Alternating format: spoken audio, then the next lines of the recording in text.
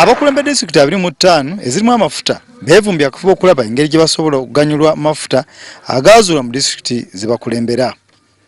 Bano babadde mukono mu Koni Hotel ne bategeeza nga gavumenti bwetafudde ku bakulembera disitulikiti zino ng'ekola enteekateeka y'okusima amafuta naddala amateeka. Kati twogera ku by'amafuta.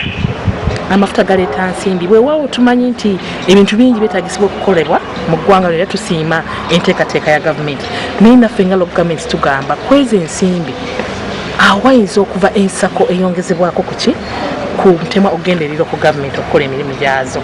Ate era ku gavumenti ennyingi tezirina ne poliisi eno tezigirabangako tezimanyi mandate gavumenti gyeziwadde.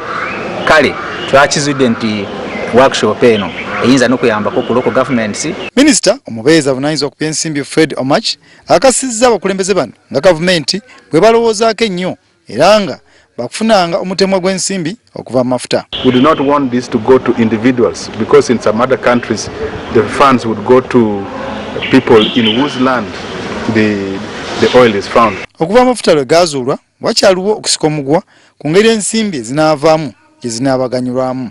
Wabula Minisita Omach agamba nti singa etteeka ly'ensimbi eriyita kino kyakuyamba okumalawo okusika omugwa.